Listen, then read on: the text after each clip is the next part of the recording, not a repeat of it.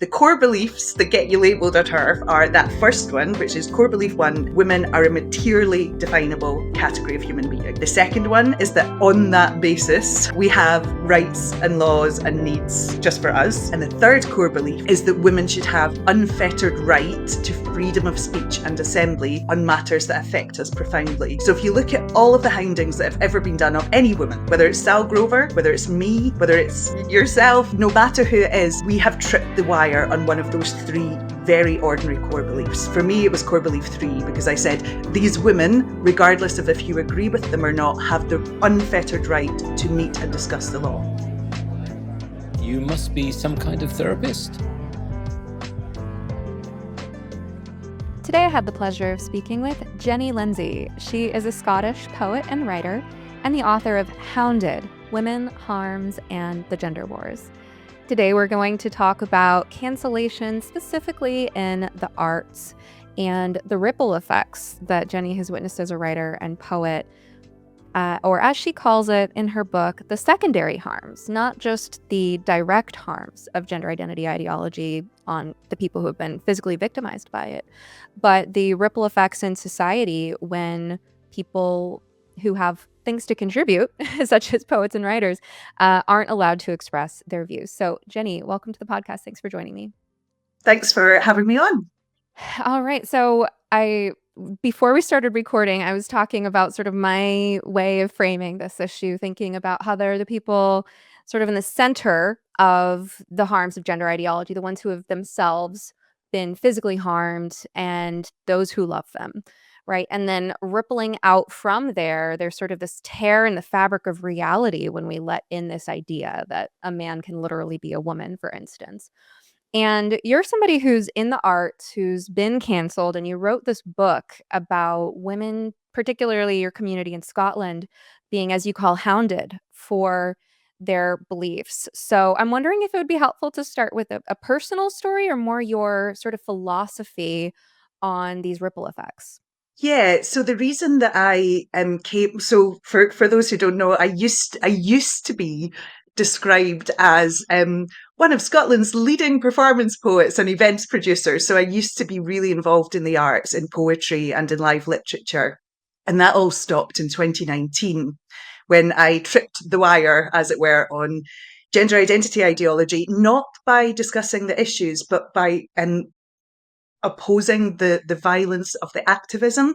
So there were a bunch of women who were trying to meet to talk about proposed changes to the law. And people around me were calling them TERFs. They were turning up and banging pots and pans at their events. And I'd watched all of this happening in the States and in Canada for years. And when it arrived on my doorstep, I was like, I have to say something about this. So I didn't even talk about the issues themselves. I talked about the violence of the activism. That was the only thing I did.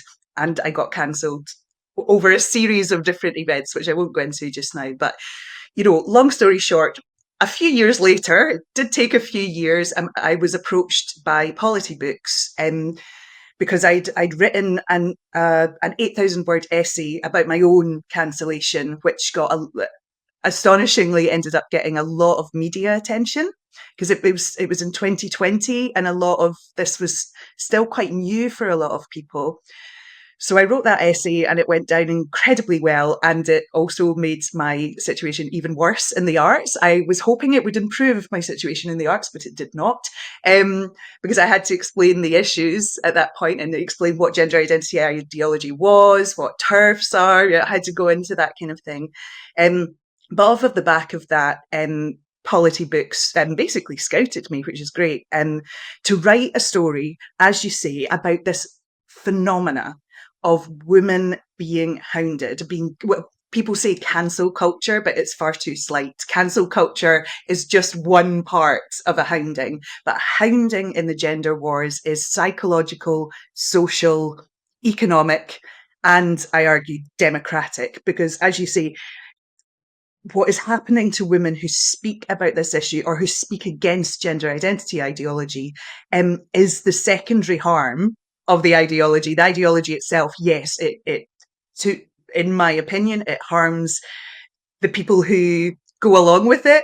It harms people who love them, as you say, and it harms And it does deep harm to the women, particularly, who speak out against it, because for us, it's an existential issue, which is why I focus purely on women in my book, even though some men have been hounded and cancelled over this. For women, it's an existential thing, which contributes to the psychological damage that's done to us when we speak out about this. But until people understand what the ideology is, what its actual sort of core tenets are, and B, what our core beliefs are as well. And I set out 3 in the book. Until people understand what our core beliefs are and the consequences that flow from them, and until they know the depths of what is being done to women, they can't say whether they support it. So my book is trying to, I suppose, whistleblow about what it is like to be hounded, because until that social cost comes down, which will require everyone putting down the pitchforks, until that social cost of speaking about these deeply important issues comes down, we can't even get to the primary harms. And contrary to our opponents' beliefs, we actually do deeply care about what has been done to young people in particular, but even older people who are living in a state of unreality, which is deeply unhealthy. And I'm not saying that to be snarky. I'm saying it because it's degrading to live in unreality, and it must be deeply painful as well. So yeah, that was a very long sort of meander through. Well, I like that because I hear you extending a bridge to people who may not be fully caught up to speed on this and giving them the benefit of the doubt that even if they think people like you and I are maybe on the so-called wrong side of history, that well maybe they don't quite understand. Maybe they do believe that, women should have rights or that freedom of speech is important. And so I hear you sort of giving them the benefit of the doubt, saying, okay, let's explain it to them. So let me ask you to break down a few of those things. So, for one, you said for women, this is an existential issue. Can you explain what you mean by that? Yeah, so I mean the whole, all of this can be summed up really with that one core question: what is a woman? And I don't know about you, but when I have seen politicians and sort of cultural leaders stumble over answering that question, it has been utterly appalling, because it's an easy question to answer. It has a very simple answer, which is adult human female. And because that's become a dog whistle, which is not our fault, and not even being able to articulate that women are a materially definable category of human being with our own needs, rights, and concerns. I mean, that is the history of the women's movement wiped out in one fell swoop. That is women's rights, never mind women's liberation, wiped out in one fell swoop. And so it is deeply existential for us to be able to have that category definition. I will mangle Confucius if I try and remember his exact quote, but basically, as Confucius almost said, if you mangle with category definitions, the sky falls down, things go horribly, horribly wrong. And we need that category definition to only be about adult human females. That's existential for us. Because we're deeply harmed if men are included in our category. This used to be well understood.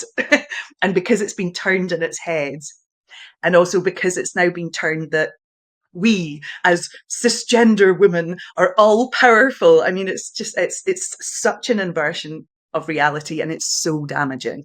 So that's the existential part.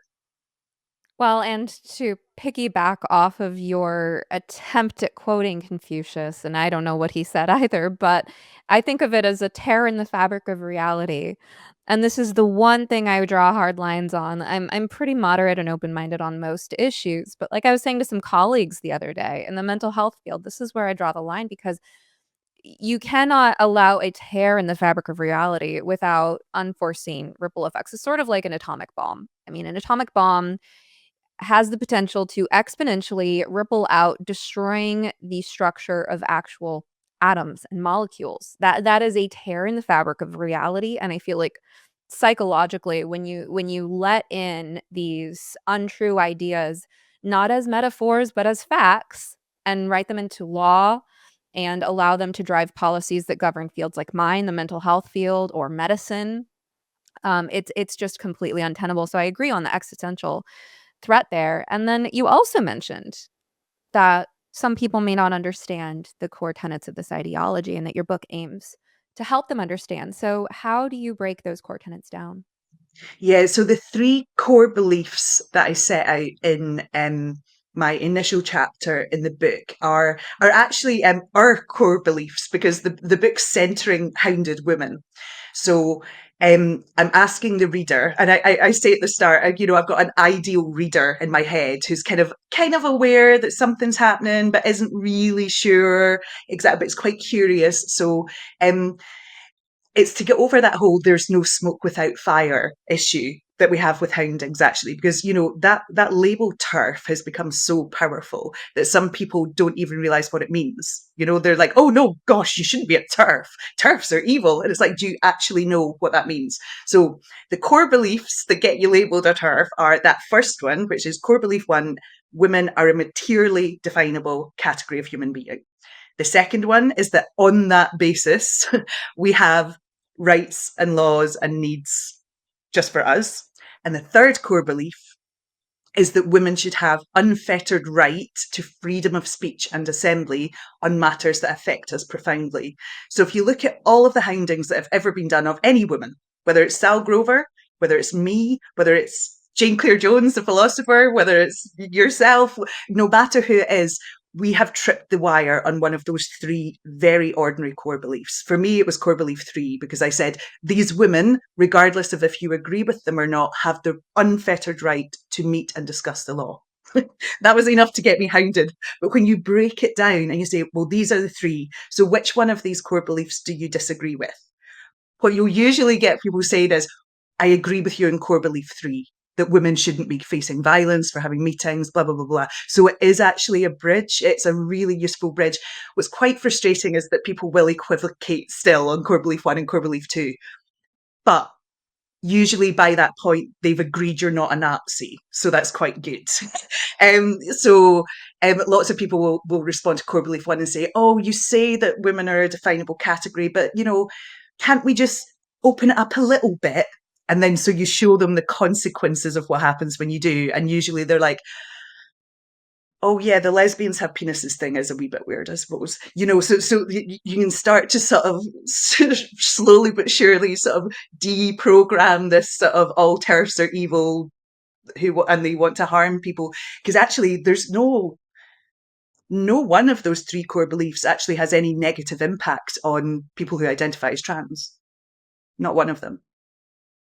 Not, they exist in my head. They don't determine how I will treat somebody. They don't determine how I will hire someone, or how I will, greet them in employment or whatever. And they there's nothing inherent to our beliefs that is negative towards trans identified people as human beings, as our fellow human beings struggling with life. Um, but it does mean that we don't view them as literally the opposite sex. But that is a very, very new demand. That was not the demand that I thought we were being asked about 20 years ago. I thought it was, I'm trans because I have a horrible condition called gender dysphoria, and it's really awful to live with. And so I need to present as if I'm the opposite sex. And I was like, okay, well, that sounds pretty difficult. Fair play. I won't be horrible about it. But that story has changed. It's changed a lot. So You said that in Scotland you were watching these things unfold across the pond. So what did it look like for you over there? Because here I am, an American. I've lost your minds. I mean, it was terrifying. It was terrifying because I'd already clocked on that there was this set of ideas, and that this set of ideas was already starting to rumble in Scotland. From about 2013 was when I clocked it. But it hadn't manifested in the way that it had in the States and Canada. And so I'd be watching like YouTube clips of, libraries being vandalized and sort of learning about the Vancouver Rape Crisis Centre. And I was just like, oh my God, this is terrifying. So I was really hyper alert to that type of activism manifesting, and it did in about, I think it was like in a mainstream way. I mean, this has been going on for years and years, but in a mainstream way where everybody was talking about it. I mean, I think it was 2017, 2016, but 2016 was the year I started to get genuinely frightened by this ideology, rather than just like, oh, some people have strange ideas on the internet, like, yeah. So it looked to me, I mean, all countries, the way that gender identity ideology has mainstreamed in different countries is very country specific.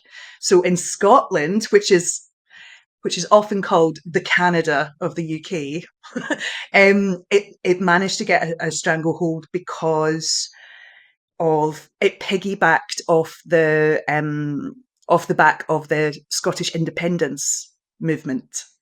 So it was very caught up with the Scottish nationalist agenda, which has always been Scotland is so much more amazing and progressive than the rest of the UK. So Nicola Sturgeon, who was the new leader after the referendum, after we got the no votes, and she really went hell for leather with this, pushing it in law. She was a useful idiot for these lobbyists who've been working since the 90s in Scotland to push gender self-ID. So, and it's piggybacked on different things in Australia and different things in Canada, but yeah. So I knew it was going to be very Scotland specific how it manifested here, but it has been incredibly intense because Scotland is tiny. We've got a population less than London, not even 6 million people. So it's been really intense. Well, what you just described about piggybacking sounds a lot like the parasitic quality of the so-called trans rights movement that many people have pointed out, parasitizing feminism, parasitizing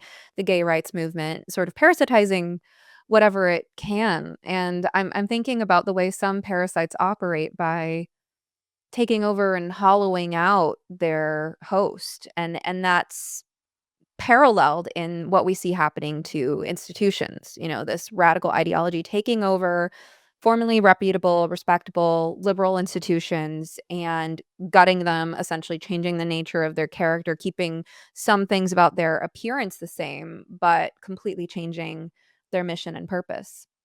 Yeah, absolutely. I mean, we see that in Scotland with the Scottish Pen. So obviously, Pen International is supposed to be a freedom of speech organisation, and yada yada. The project manager at Scottish Pen in 2020 signed an open letter against me. And when I wrote to them, and I was like, "Excuse me," that it took way too long for them to realize, oh yeah, we maybe shouldn't be getting involved in hounding a poet. For I was like, bloody hell. Open So, letter and against an individual. I just have to name mm, open letter against an individual. That's crazy, but please go well, they on. were very sneaky, my hounders in 2020, in that they didn't name me in the open letter, but it was incredibly obvious that it was about myself, another poet called Maggie Gibson, and a friend of ours who's a writer. And it was complaining to the Scottish Poetry Library, who had put out a statement after witnessing people mocking my suicidality, trying to get me fired from conferences. So this was in early 2020, just as COVID is rumbling towards us. And it was also what was going on in 2020 in Scotland at that point was, I don't know if you'll have heard of the British television presenter Caroline Flack. I'm not sure. Um, anyway, after a sort of sustained online sort of smear campaign and some really quite brutal tabloid coverage, Caroline Flack took her own life in February 2020. And people who were watching the online part of my hounding started to get really worried about me because I wasn't a very confident Twitter person and I was not coping at all well with it behind the scenes. Scottish Poetry Library got wind of this and they put out a statement saying, we will no longer ignore the attempts by poets to no platform other poets. It's causing a fractious rift in our industry. Blah, we will not do this. it was a totally fair statement. And in response, the people who were doing it were like, they're institutionally transphobic. And they write this appalling open letter and trying to take down the Scottish Poetry Library for institutional transphobia because they were basically saying, please don't hound that woman to death. You know, I mean, it was ugly. It was so ugly, Stephanie. It was disgusting to go through. I'm over it now. It's fine. But woofed. Yeah. So when you talk about parasitical, a lot of the people who are pushing this ideology, they're willing to destroy entire institutions, entire sectors, even. I mean, the publishing industry is awful. Oh my days, it's so awful. They're willing to destroy like everything. It's because of that core belief, because they're going against reality.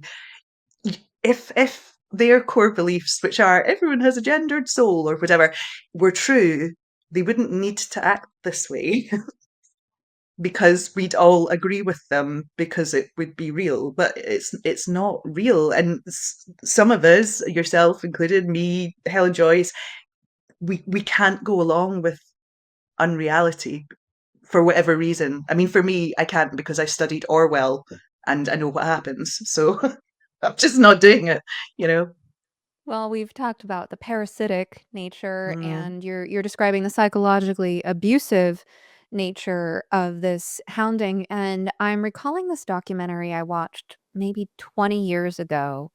I think, and don't quote me on this, I think it might have been called The Corporation. Does this ring a bell? It was a Oh, documentary. was it a book as well? Maybe. Mm. So here's what I recall about this, and I'm probably going to butcher it because it was so long ago. But if you've seen this, feel free to leave a comment correcting me politely, please. Um, it was a documentary saying corporations in the United States are treated as people. And that, first of all, that's wrong, right? Just like men aren't women, corporations aren't people, and they're given rights associated with human rights, but they're not held to the same standards as humans are held to in civil society.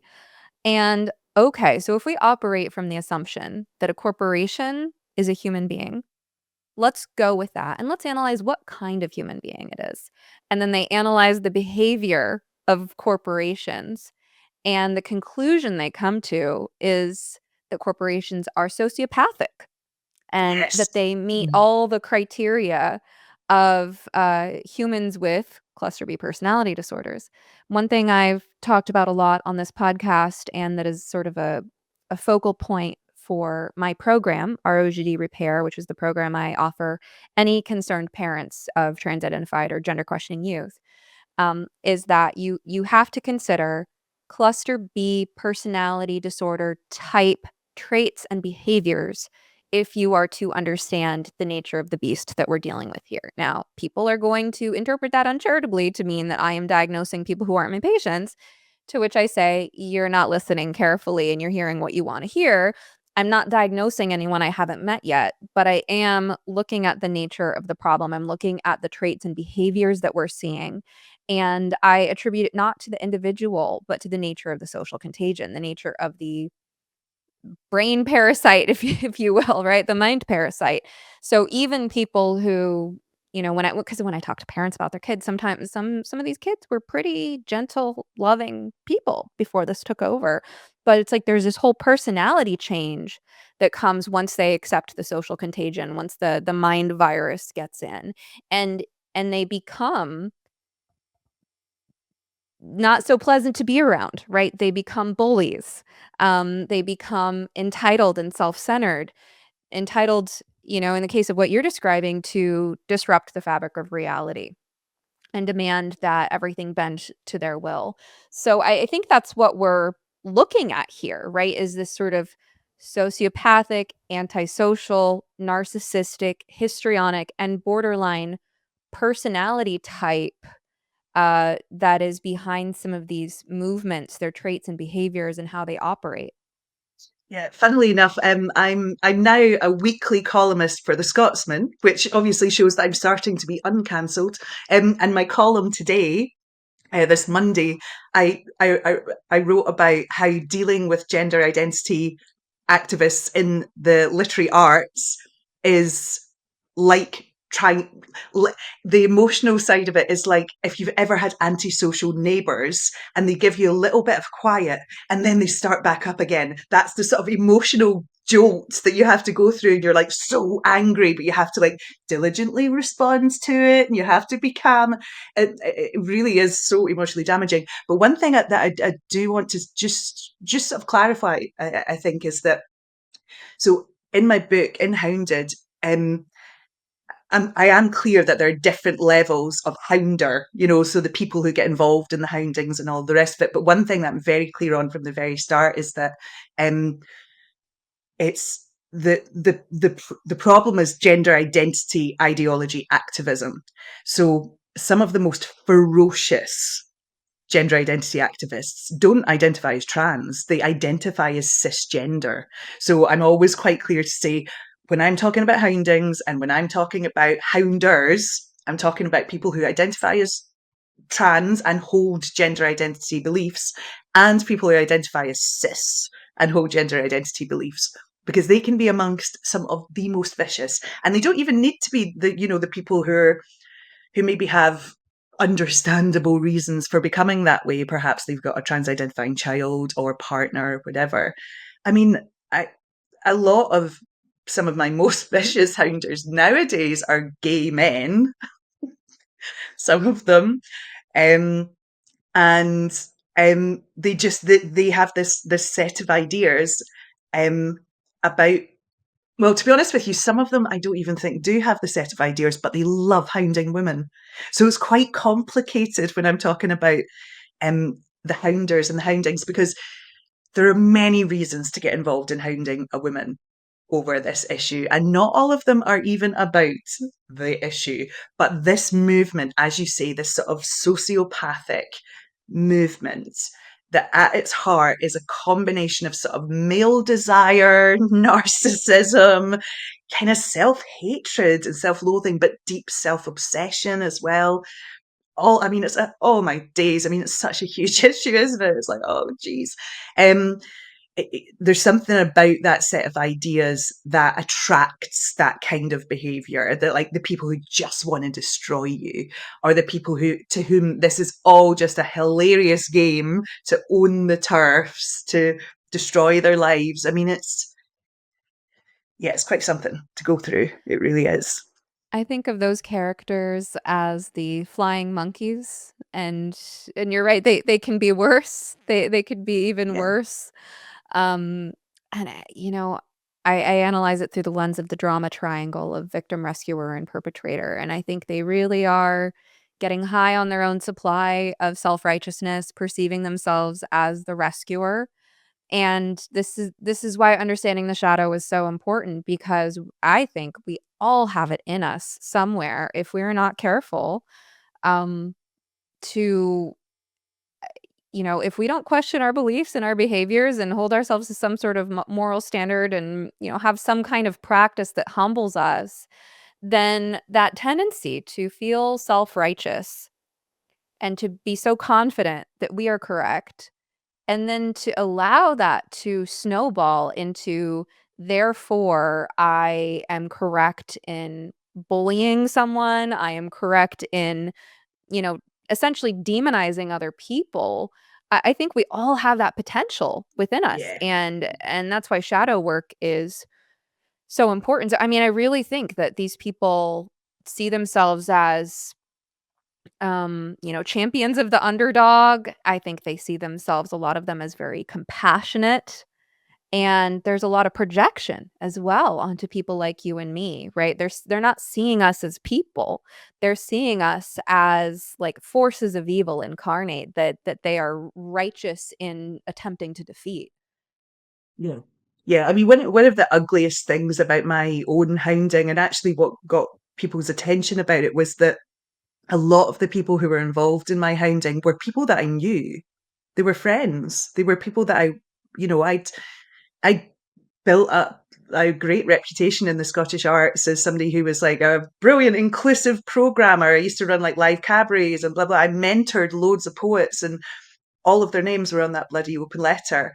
And so a lot of people, when they like watching that close up, when you know that it's people who know that I'm not the type of person who's, I mean, one of the things that was insane about my hounding was some of the writers who got involved with it, they would post tweets and send me emails and things like that saying, um, it's just such a shock coming from someone like you. You've booked trans people for years for your cabarets. I was like, yeah, because there's nothing discriminatory about my core beliefs. Just because I don't think that Mildred is literally a woman does not mean that I don't think Mildred writes good tunes, you know? So, but they couldn't separate, they could not separate the I don't think they're literally the opposite sex from the fact that I'd never treated anyone badly in my life. They didn't understand that, because to them, if you trip the wire on any one of those three core beliefs, you've got to be made evil, because what you're saying destroys that sense of reality they have.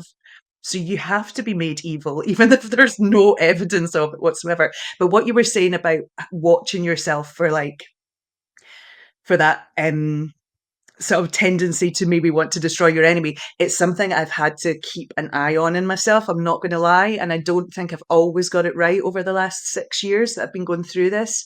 Um, I have never personally named any of my hounders, which I'm not going to lie, really, really difficult. However, a couple of them have become identifiable and loads of people know who they are. And I do sometimes find myself going, Jenny, step back, because actually some of what people are saying about them is stepping over a line, because it's just natural. These people try to destroy my life. So it's quite nice sometimes where they get a bit of comeuppance, but I've got to watch that tendency. I know I do, because the whole reason I didn't name my hounders is I don't want to be in the mud with these people, and getting dragged into that mud is actually one of the worst things about this. And nobody believes me, but I'm really not naturally as confrontational as I have had to become. You know, I like getting on with everyone and just having fun. And I used to run amazing, fun events, and I wish I could, go back to that world in many ways. But I like to find the funny side of things. I mean, here I am laughing about, oh, they tried to destroy my life. I don't like this. I think it's unnecessary, which is why I keep speaking out, because I'm like, look, there's nothing wrong with our views. Could everyone just calm down and can we have a chat? Come on. But yeah. I relate very much to all of what you were just sharing. Like I can also be a very fun-loving, open-minded person, and I think, people see people who haven't put themselves out there think that, you and I are fearless, and I mean, I get the worst heart palpitations in stressful situations. I mean, this stuff hurts, and you shared about how it impacted your own mental health quite a bit. So, there's an interview that, as of this conversation, hasn't been released yet, but by the time this actually comes out for my audience, this other interview will be out, and it's with, Natalie Martinek, and she has some great insights into the role that unconscious envy plays in some of the things that you were describing, and that would be sort of my first guess when you're talking about your former friends and acquaintances, people who I'm imagining maybe you even did some favors for them. You organized events, you gave them a voice, and they turned against you. I can't help but to think, without knowing these people, right? I'm just speculating, but I cannot help but to think that on some level, they looked up to you, that they idealized you. And along with idealization comes envy and an unconscious desire to cut someone down to size. And I can imagine that even if they were very nice to you, even if consciously they thought of themselves as liking you, still unconsciously there might have been some envy, competitiveness, and greed under the surface, and that when you had some fall from grace in their eyes, you committed some social sin according to the current value system, that again, that unconscious part of them is like, great, an opportunity to cut that tall poppy down and feel like I've leveled the playing field and elevated my own status because of this person I looked up to who did things that I couldn't have done. I didn't see myself as, attractive or charismatic or eloquent or well connected enough to do what she did back when she was organizing those events. But now, if I can police her, if I can put her in her place and tell her what she did wrong, then I am equal to or greater than her. And that makes me feel better about myself. And I really think that that's the sort of thing that goes on under the surface for people who engage in this type of behavior. Yes, well, I'm not going to correct you on any of that because I can see, I can see it because with a lot of them, I mean, this is it, Stephanie, because I've not named them and I've been very careful about making them not identifiable. I've actually not really spoken about the extent of my hounding, my own hounding. I've written a book about the pattern of harms that happens to any woman, but my own story isn't centered. I wrote that one big piece, but it only takes us up to 2020. What happened in the years between that and Hounded, I've never massively gone into, but I've started to talk about it, and I think it might be important to. These people are still, they're not identifiable. One of the reasons that I didn't name a lot of them is, to be quite frank, some of them are writers in the way that I'm a chef when I make a pot noodle, So, I like, but others have now become like quite big status. And, there was one woman that I mentored, to a really high level, who's now very successful in Scotland in the arts. And I genuinely thought we were friends. Like, not all of them were friends, but this woman was, we used to stay up discussing this issue and saying how worried we were about it for young people and blah, blah, blah. And then when I started getting hounded, she started getting all panicky because she's associated with me and she was in the cusp of breaking into like theatre and everything. And so our friendship ended after I left Edinburgh and moved to Ayrshire because I noticed her starting to get involved in the hounding of J.K. Rowling. So after J.K. Rowling spoke out in the summer of 2020, which is after my hounding started, this woman obviously was getting crap behind the scenes from our very small literary world, and who were probably putting a lot of pressure on her to denounce me like everyone else had. And so what this woman did, knowing I had an 8,000 word essay coming out, is a few weeks before, I think it was maybe like a week before actually, a week or a fortnight before my essay comes out, she writes this blog, well, it was an essay for this Scottish online magazine about how she, as a woman of colour, had been treated badly by white mentors. And I was just like, whoa, what? It was like, oh, right, okay, so you're doing that now. You're going to make out that I'm a racist as well as a TERF. Jesus. And there was this stuff in it about, empathizing with trans kids. And I was like, holy crap. So this was a former best pal just totally throwing me under the bus to save her own hide. It was so obvious. Wow. It was disgusting. And there's been other things as well. Like, honestly, I mean, some of the people who've gotten involved in my hounding, there are men I've sexually rejected, it's like, or people, as you say, that, the envy thing, the one tall poppy syndrome in Scotland is such a thing as well. Like, Scotland has this weird cultural cringe about itself and, don't get above yourself. We're all equal here. And it's like, so in Scotland, if you get too big for your boots, there's going to be loads of people who'll come along and try and, chop your head off. So that did play a part in it too, which I hadn't realised. But then it was really funny because when I was writing Hounded, I was occasionally still seeing a lot of their tweets and stuff because they thought they thought I was dead. They didn't know I was writing a book. They didn't know I was part of a best-selling. I was going to be part of a best-selling anthology that included J.K. Rowling the next year, and they're putting these tweets out about me about how I'm a fail. The reason that I'm such a failure is because I was envious of other people. And I was like, this is projection. Oh, that's I interesting. love this. This is very mad projection I'm seeing here. But Wow. they didn't, obviously I didn't say, I rarely, if ever, respond to things like that. publicly because it's just funny. It's so obvious. I'm like, you, darling, are a failed crime writer. What are you talking about? Many of you listening to this show are concerned about an adolescent or young adult you care about who's caught up in the gender insanity and therefore at risk of medical self-destruction. I developed ROGD Repair as a resource for parents just like you. It's a self-paced online course and community that will teach you the psychology concept and communication tools the families I've consulted with have found most helpful in understanding and getting through to their children, even when they're adults. Visit rogdrepair.com to learn more about the program and use promo code SOMETherapist2025 at checkout to take 50% off your first month. That's rogdrepair.com. When you were telling me about your friend, it was like, she took the low road. She took the bait. She took the temptation that was offered to her. I mean, viewing this through spiritual terms. I don't know if you consider yourself a spiritual person, but I think evil kind of lurks in the shadows, waiting to see, are you going to take the high road or you're going to take the low road? And you described so many instances of taking the high road yourself.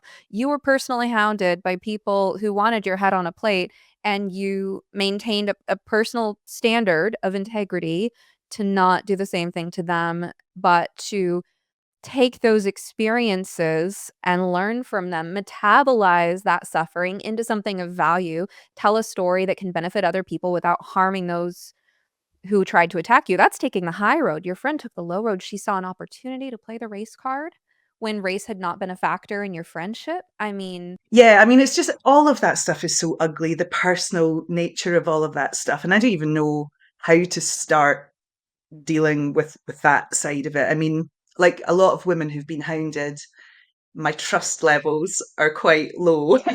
And they weren't exactly sparklingly high to start with, but it's all of those personal things. I mean, how are you supposed to deal with that? I don't know how I'm supposed to process that one. It's an ongoing harm, and unfortunately, this that particular woman has radicalized herself now. She's a true believer in gender identity ideology. your So former friend, the one who yeah, turned against you, and you yeah, remember the days that she was in private, in the comfort of yeah, your friendship, that she was expressing concern about it. yes, and also initially expressing utter disdain for my hounders, who she now pallies about with and does creative collaborations. I'm just like, oh, geez. Yeah, so that one was one of the most brutal parts of all of this for me personally. And I've never written about that anywhere. I've not really spoken about that before. So I think I'm Yeah, getting to the point where I almost need to somehow. Yeah, it's been it's a long hard to time. consistently take the high road and not name people, but you wanna be able to share these stories. I think there's a lot that we can learn from news stories. I mean, that I think part of the moral here is that we all have so many different parts of us, and we don't wanna let stories like this make us paranoid or unable to trust anyone, because here you're telling a story of someone you thought you had a solid friendship with, that you thought you were having these earnest conversations about your shared concerns about social dilemmas, and then she turns against you. She perhaps weaponizes her knowledge about you to harm you. She takes Yes. the bait that she was given an opportunity to step on her friend's back in order to get a leg up for herself socially, and she took it. And I don't wanna use stories like that to make anyone paranoid that any friendship could fall apart like that. But I guess, yeah, I mean, that temptation is always there for all of us if we're not vigilant about Yeah. our own selfish desires for, for social approval, or to be able to climb the ladder, or I think it's particularly, I say this in the book actually, in the economic harms chapter, is one of the reasons that houndings in places like the arts are so vicious is because in the arts your reputation is everything. So we're all working in this precarious reputation based slash talent based slash luck-based industry that we're all scrabbling around in. I felt I'd got to a position where I felt fairly secure as in the work I was doing in the arts and in my events and my education work in the arts and my own writing and performances. I'd got to that magical place where I had a great reputation. I was good at what I did and I pleased freelance clients. So I was, well respected in the arts. And this woman was trying to get to that point. Being associated with me stopped being useful. As soon as I spoke out about this ideology and started getting hounded, I stopped being useful. So she obviously, it might not even have been a conscious decision, but she knew she had to distance from me somehow. Well, you bring up a good point. I mean, the arts are not known for being, a financially reliable path to pursue. It's very unstable. It's feast and famine, and it's become clear that the arts reward identity politics, and that actually I think leads nicely into what's been going on in Edinburgh, which I think you used to live there, you got hounded out of there, and you were saying that the last month or so has been especially crazy with their arts festival. I think the piece that I've seen a lot of going around on X is that clip of the trans comedian who won the comedy award for mocking women for not wanting him in our bathrooms.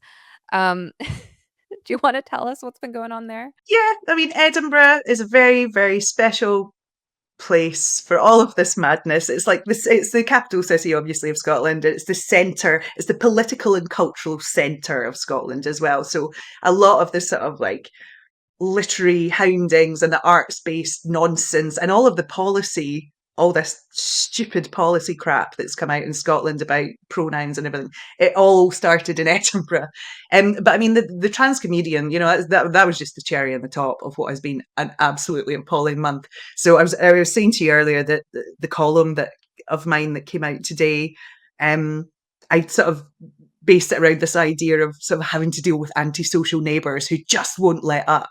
So, I mean, God, I would need to give you a little bit of backstory, I suppose. But so Edinburgh in August is the Edinburgh International Book Festival. It's the Edinburgh International Festival. There's sort of lots of the Fringe as well, obviously. So it's like the massive artistic gathering of the year, and it's where some people can like make and break a career. And the Edinburgh International Book Festival, I used to do lots of freelance work for them. I used to chair literary events. I used to run their big nightly cabaret and their big Spiegel tent. So that was my old life that I used to do.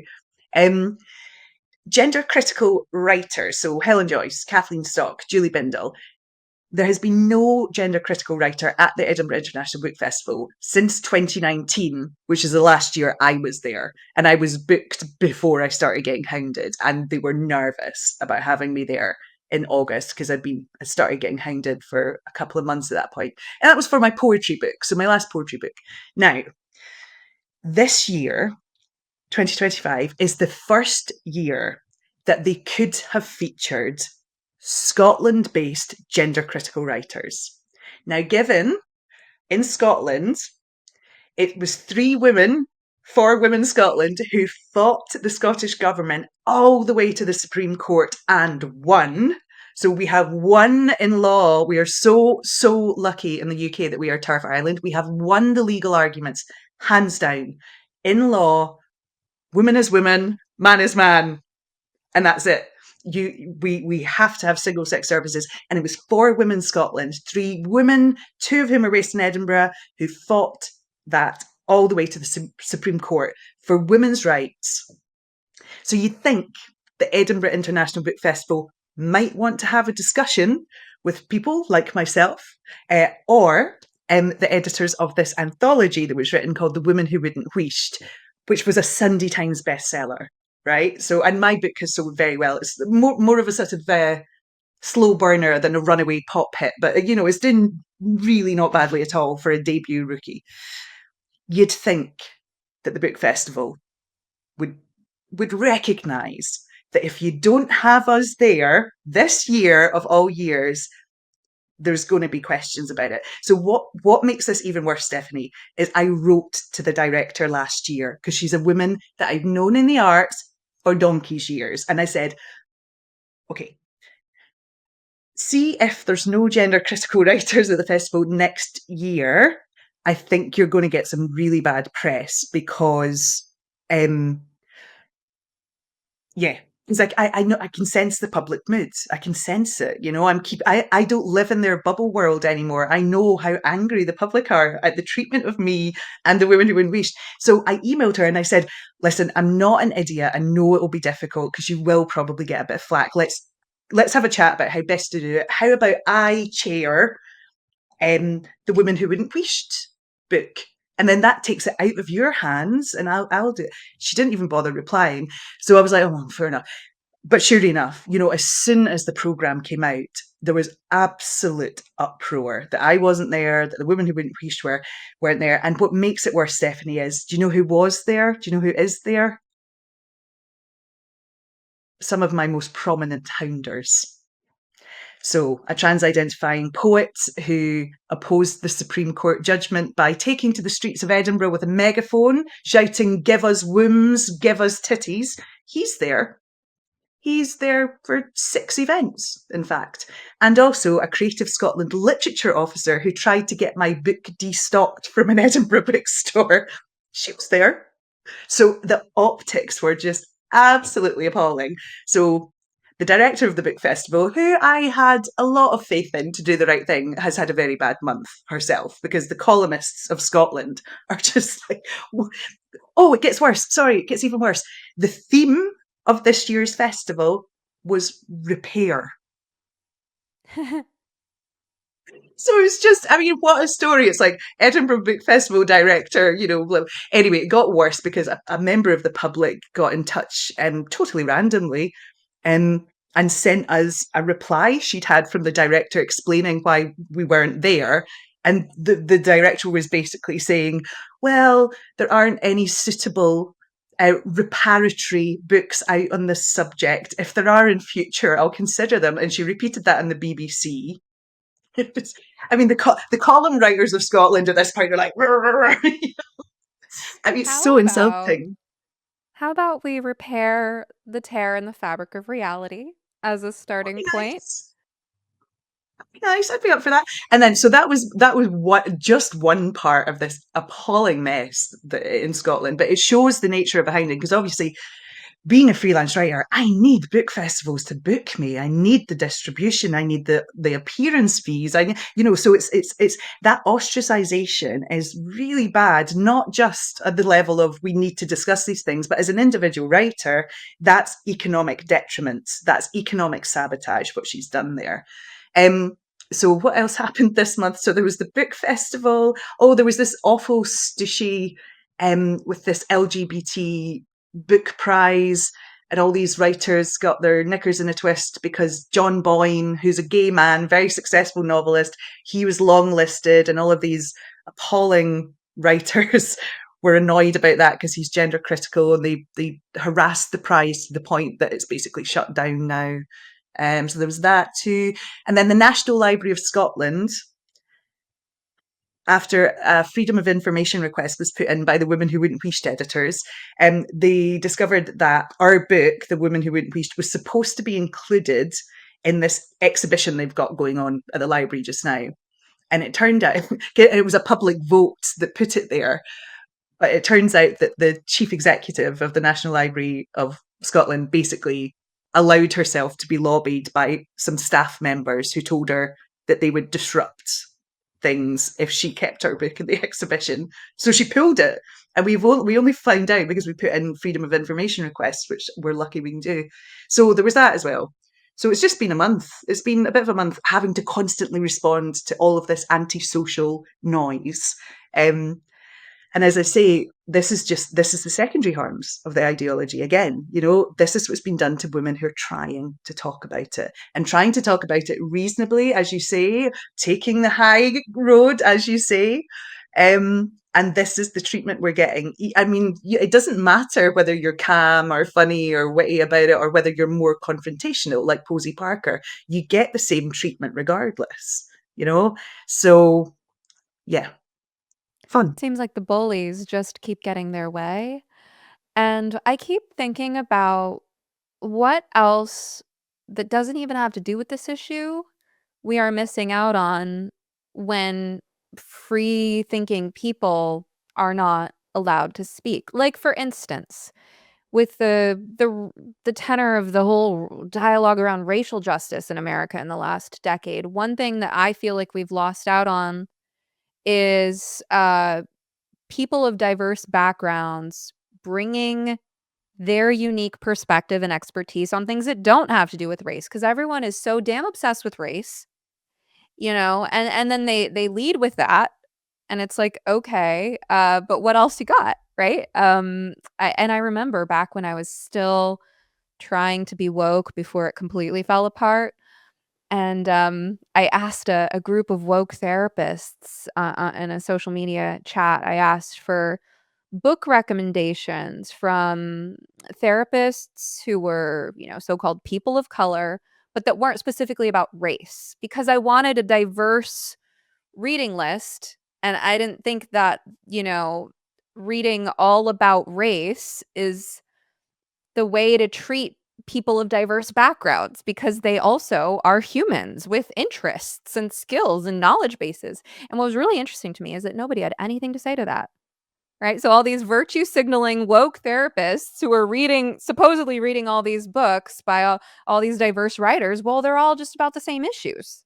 So I guess that's sort of an analogy that I'm thinking of, right? Similarly, when we are spending so much energy trying to repair this tear in the fabric of reality, trying to assert that, men aren't women and getting hounded for it, there's an opportunity cost there. That time and energy being spent having those conversations is time and energy not being spent having other conversations. And the people who are being silenced because they know what reality is, um, their knowledge base extends beyond knowing what reality is. So I feel like there's just so much else that we're missing out on here. And I'm wondering, as you are so well connected in the Scottish art scene, if you have a sense of what are some of the, I guess, cultural riches, and pieces of knowledge that we are missing due to the silencing and, as you say, hounding of people like yourself. Yeah, well, there's a couple of things that I'll touch on there. The first one is that I actually point out in my book, a young feminist who now works for Sex Matters called Nicole Jones. She's in her late 20s now, but when she started getting involved in all this, she was only like 18 or something. So she is the epitome of baby TERF, and she's somebody who grew up with this ideology but just never bought it. Never. So she had school friends who bought into it, and she's like, never got into it. But she said to me that watching the hounding that was happening of women, and she was looking at the types of women who are getting targeted, and it's all women who are like at the top of their game in their specific field. And she said to me a great quote that I managed to get in the book, which was that the what was it, the war on gender critical women is actually a war on competency.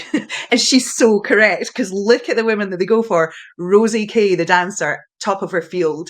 Helen Joyce, amazing mind, economist, blah, blah, top of her field. Maya Forstater, tax expert, they go for the competent women and try and get them out of the way. And myself, even though I was big fish, small pond in the Scotland live literature scene, I was at the top of where you can really get with live poetry, for God's sake. It's not like the world's most lucrative art form, So, yeah, it's an attack in competency. But the things that are being missed, I mean, I will say as well, I mean, I might as well say it because, I'm in trouble already. The importing of the American race um, dialogue to Scotland has been absolutely insane as well. So Scotland, for those who don't know, is 96% white. we don't have the history of the things that you have in America to deal with. We simply don't.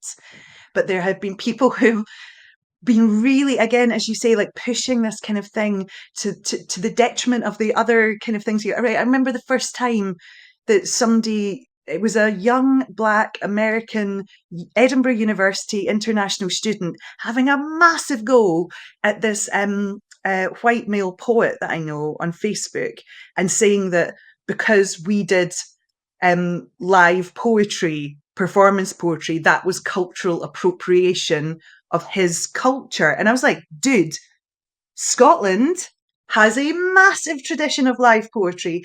We had a thing called flighting, which was basically arguing in verse. That is a Scottish tradition. No, this is not us stealing your culture. So that kind of narrative now exists in the Scottish literary world, and it is so damaging. I mean, the last some things are funny. Like, for example, there was this guy who pulled out of the Highland Book Award because there was no Black person shortlisted, and I was like, okay, 4% of Scotland is non-white. In the Highlands, that's even less. So it's like this performative madness. I'm like, we're not America, guys. We're not America. Stop it. And that's been a real problem with the gender wars as well, because obviously Trump is very, very divisive, and people are like, oh, we're going to end up like with Trump. You support Trump. I'm like, we're not America. Trans people are fully protected in law in Scotland and the wider UK. We're not America. Full discrimination laws, totally fine. Stop it. But yeah, what we're losing is, I mean, obviously this sort of like kill your mothers aspect of young feminists trying to like get older feminists out of the road as well. So we're losing a lot of sort of intergenerational conversations in the arts. A lot of these sort of younger, very activist based, identity focused writers, like trying to get rid of the sort of the wisdom of the older writers who are like, darlings, put down your pitchforks and focus on your craft, please. I mean, I honestly don't know where some of these writers get a chance to write, because they're constantly fomenting activist things, like there was this ridiculous and utterly stupid campaign called Fossil Free Books. It's just so stupid. It was this bunch of writers who set up this group called Fossil Free Books, demanding that all of the book festivals divest their sponsor, which was a company called Baillie Gifford, who are an investment fund, who have happily funded all of the Scottish book festivals with hundreds of thousands of pounds for the last 20 years. And nobody said anything about it because they're actually a very ethical investor. But they've got 2% of their investments are in fossil fuels or companies associated with Israel. So this group of activist writers basically set up this campaign to force the book festivals to divest from their sponsorship arrangement with this company, or these activist writers would pull out of their events at the festivals and they would disrupt things and blah, blah, blah. And all of the bloody book festivals caved to these activist writers. I mean, all of this stuff really scares me, because why are we giving in to children who are stamping their feet and being very silly? Like, I'm a former events programmer. My response, if I'd programmed a massive, brilliant festival with an excellent ethical sponsor and a bunch of the people I'd invited to perform and be paid to perform at my events, if they were threatening to disrupt, I would say bye. Because there are more writers than there are spaces. Just say bye, go away. So yeah, there's loads of ugly, ugly things happening. Well, that's part of the response that needs to happen, right? Is to say, if you want to be part of this, you got to play by the rules. You bring a baseline of respect, dignity, and cooperation. Otherwise, you don't belong in this space. But what should events organizers and others in a position of power in the arts or in any field, really, what should they be doing with these threats? Because like you said, where you originally got started with this was commenting on the violence of the activism, whether that's physical violence, threatening to disrupt, silencing people, screaming at them. I mean, one of the things that piqued me back in 2020 was learning about what happened to Brett Weinstein at Evergreen in 2017. That level of, where they had the professor cornered and holding him hostage, essentially. You know, eh, I mean, given the violence of the activism and their incredibly manipulative tactics, do we need to invest more in private security? I mean, what needs to happen for people to be a little bit bolder around saying that events will go on and books will be published and people will get to give their speeches and people are going to say things that you're not going to like and you're going to deal with it? What needs to happen? Yeah, I mean, just that kind of cultural leadership, I think. And that's one of the reasons I was so very disappointed with the new director of the book festival, because I thought that she was going to show some and she hasn't. Um, so what you definitely shouldn't do is what the new director of the book festival has done, which is all of the activists, well, not all of them, but a bunch of the people who were involved with this fossil free books campaign last year, who lost her sponsor of 20 years, have been booked for her festival this year. No way. Anyone involved in destroying that relationship should never be invited to a book festival again. I don't mean that they shouldn't publish, I don't mean that they can't do events, but they destroyed a beautiful thing that other people built. So they don't get to have part of that again. And I know that it's frightening because it was 2015 that people started jumping into my inboxes and saying, "Oh, I can't believe you booked such and such, blah, blah, blah." And I had to, I had to find the courage to go, "Well, no." And I think that was what got a target in my back quite early on, actually, because I refused to cancel other women who'd been labelled TERFs. In fact, I went out of my way to book them, to be honest with you. I mean, it's not like they were using their poetry to, attack anyone. They're just writing brilliant poetry. So I was like, well, I'm going to book them. Other people are being evil to them, so I'll book them. Yeah, so that's one thing that needs to happen. I think as well in the literary world, as it pertains to the literary world, anyone who's ever signed an open letter against a fellow writer trying to get them cancelled should never again sit on a literary judging panel, as far as I'm concerned. I think if you've tried to destroy a fellow writer's life and livelihood, you don't get to sit in judgment of their work because you've shown yourself incapable of doing so. And that's been a real issue in the literary arts too. And although I do focus a lot when I talk about this on the literary arts, the way I've always seen it is my hounding in the small world of Scottish poetry was a useful microcosm for understanding the problems with the wider literary world in Scotland. The problems in the wider literary world in Scotland are a useful microcosm for noticing the problems in Scottish politics. And Scottish politics, because we're so tiny, has been a really useful microcosm to understand how this ideology operates wherever it lands, which is pretty much everywhere. So it's like noticing, as you say, like noticing the patterns and just trying to like work out. So whatever happens in the Scottish literary world has to be happening in the business world as well, and the engineering world, and the world of think tanks, like everywhere, because we need to get back to sense, basically. So if you're in a workplace and there's a bunch of office workers trying to bully Annie out of her job because they found out that she owns a Jenny Lindsay book and they're making her life hell and they're like harassing her when she's in the corridor, you sack them, get them away. Like gender critical views are totally legal, ordinary, and they are actually the law of the UK as well. So, we have to start getting back to sense. And I'm really glad, as I say, that I live in Turf Island, because I think because of our size, we might be able to become a useful example of how you get rid of gender identity ideology. I really hope so, because I'm knackered. So, It sounds like you are feeling hopeful that things are on the mend. well, I mean, on a personal level, I need to be careful that I'm not being overly optimistic simply because my own situation is improving. So my own situation is improving because I'm now, I'm writing columns. People really value my writing in their newspapers and their magazines and stuff, which is great. That wasn't my life plan, but it's working out fine. The book's done well, blah, blah, blah.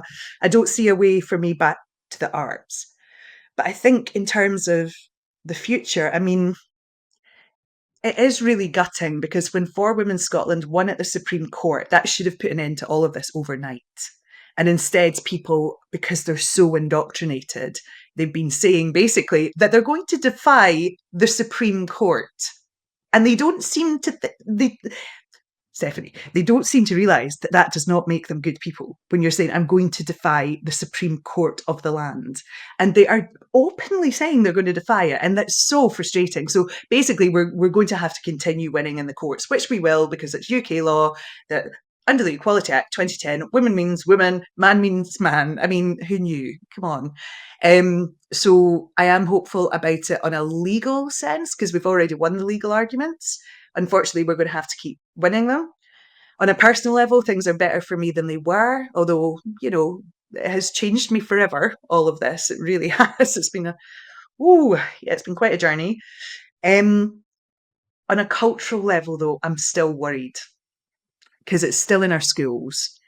It's genuinely very upsetting for young people because they don't understand that our views aren't, we don't hate them because they've been told by all these activist groups, oh yeah, those evil women, they absolutely hate you. And if they misgender you, you'll want to kill yourself. I mean, how irresponsible is all of this? So I'm really worried about that side of it. And I think a lot of people in, I don't know, 10 years, 20 years, they're going to have to reckon with what they've been part of. And good luck to them because, I mean, people have said to me, oh, you're so resilient and brave for speaking out. I'm like, how can you not? How can you not? I could not have lived with myself if I had spoken out about this. I mean, the activist that I called out in 2019, which is when I started getting hounded, had published a column in a local arts magazine justifying incitement to violence against lesbians at a pride march. I call this out.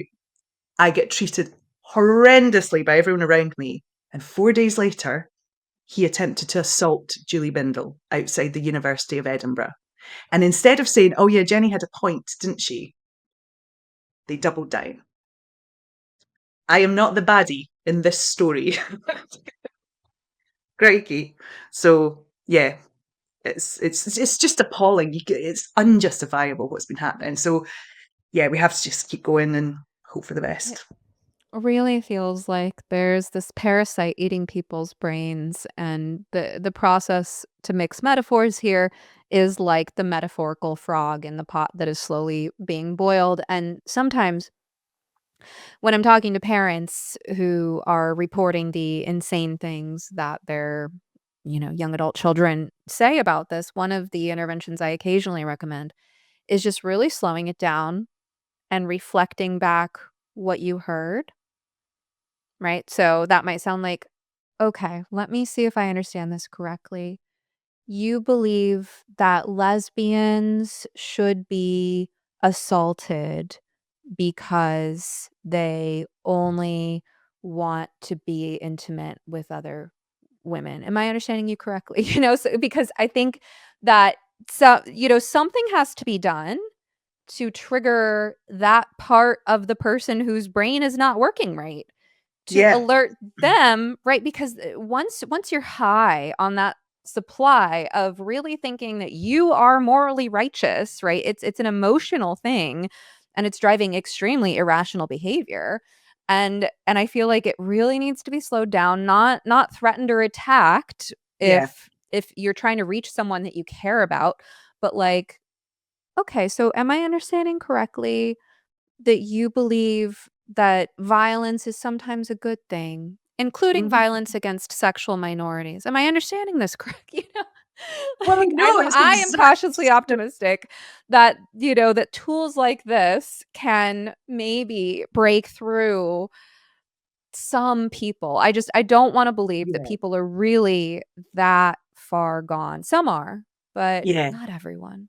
Yeah. Well, I'll tell you one thing that does give me hope. I have the rarest of all rare things, which is a quote from the other side endorsing my book.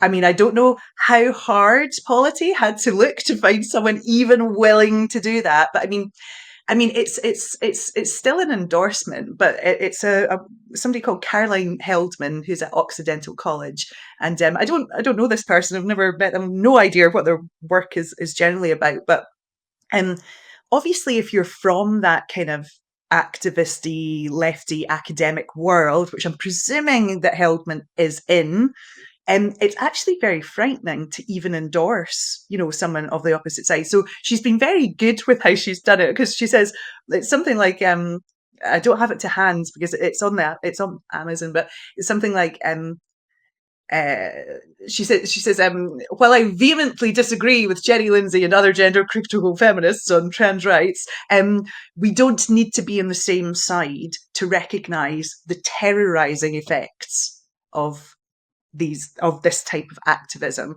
Hounded is a wake up call to the silencing forces on the left. And I was just like, that is amazing because that's somebody who apparently disagrees vehemently with me. Don't know what about really, but disagrees with me vehemently, but is willing to say, oh no, but we don't do houndings. I mean, the fact that I'm taking that as a win, I know might, show how insane the situation is, but that's really what I want to do with the book, because until we get this activism out, until it is possible for us to get back to the liberal democratic principle of I hate what you say, but I will defend to the death your right to say it. Until we get back to that, I don't know what we're going to do.